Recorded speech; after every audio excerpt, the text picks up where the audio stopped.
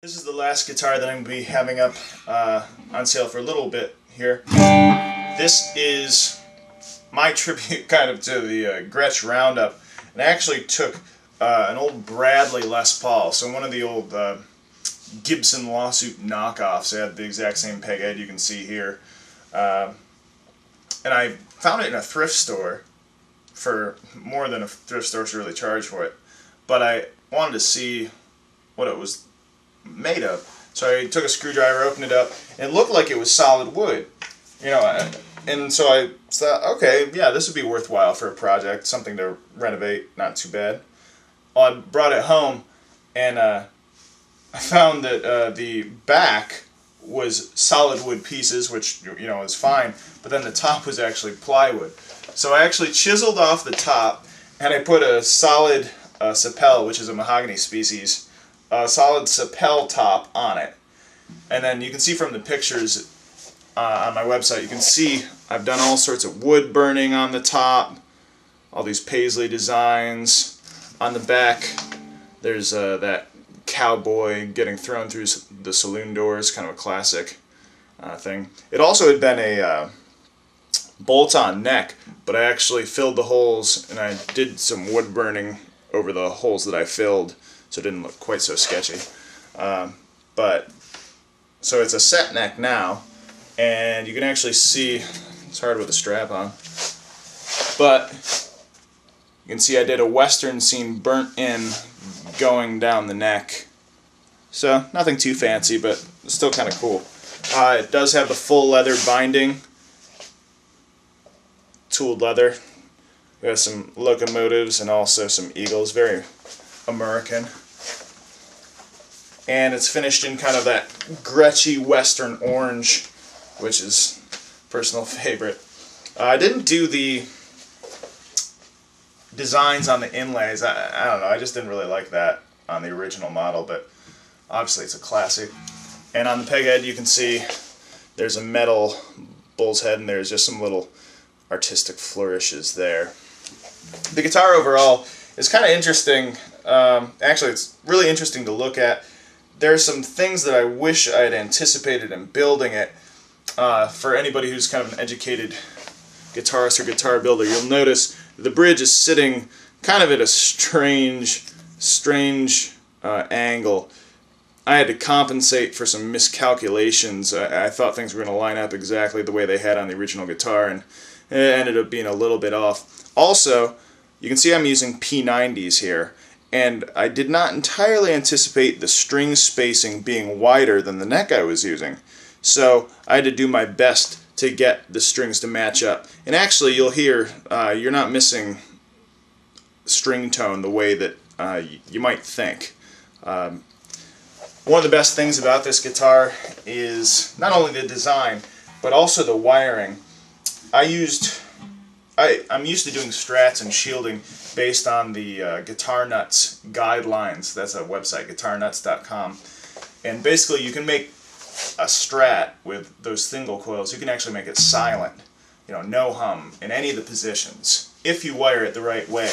Basically, I think creating these Faraday cages, I might have the name wrong, but I applied those same principles to this. So the entire interior of each cavity is totally shielded with copper foil, and they're actually linked, so this guitar is shielded to itself. These P90s, while I'm not even touching the strings, I mean, they should be buzzing and humming based on my amp and the lights and everything that are on, but actually it's so well shielded that, you know, that's just totally unnecessary. So this would be great for playing, you know, anywhere. You know, it really sounds great. It makes the P90 sound great. On top of that, I actually shielded the interior of the P90 covers, so you're going to get some less noise there. I mean, you can't see over here, but I'm actually standing next to my TV and our kind of entertainment system. But, you know, this thing should be humming, but it's not, because it's been wired properly. So that's a bonus. That being said, you know, the bridge setup and how the strings aren't exactly perfectly, like the bass string here, if you look, you can see the bass strings just under that neck pickup. So that's not, or right under that pole piece. The rest of them match up actually pretty well. But, you know, that's obviously not ideal. The one other thing that, the other things that I would say take this away from being a perfect, excellent guitar, obviously it's a renovation, so I started with something that wasn't maybe the best, but I made it a lot better. The finish I used, I actually tried a semi-gloss finish initially, and it was all right, but then I did do a coat of instrument lacquer over it. So it's kind of got a funky finish. Interesting. Again, if you're being really anal, maybe it's not for you. Aside from that, you know, there are a few dings because it was a renovation, but nothing that would really distract from the guitar. This would be great, something to play at shows, especially if you have a Gretsch Roundup. I mean, you probably don't want to take that out. Those are, I think the one I saw on eBay was like $15,000. So this would be a nice substitute.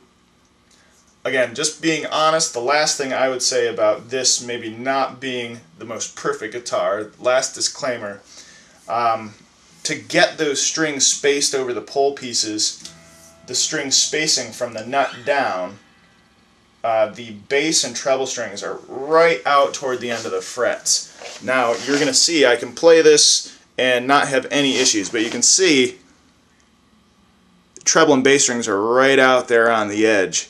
So if you're somebody who, if your vibrato is all over the place, you're probably going to be popping it over the edge of the frets, and that'll probably annoy you.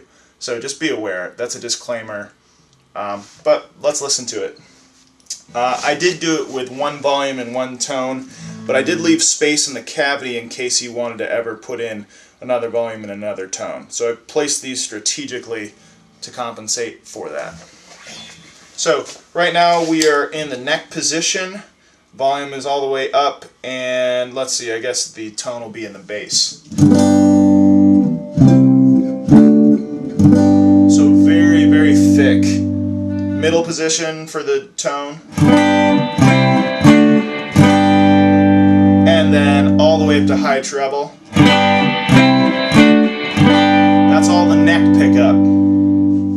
Then middle position, all the way at the bass for tone. Middle.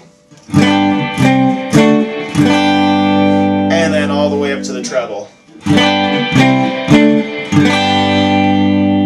And then finally, our bridge pickup, all the way at the bass. Middle. Treble.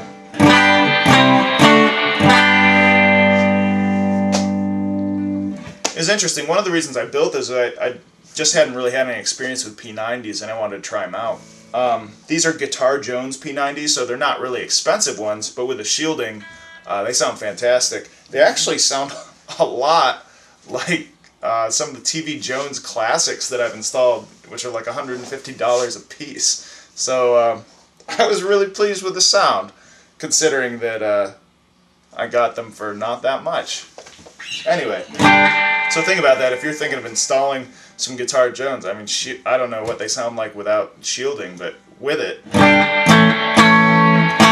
sound nice and clean. And again, with the special wiring that I did, you don't have like any sound. So, let's hear it.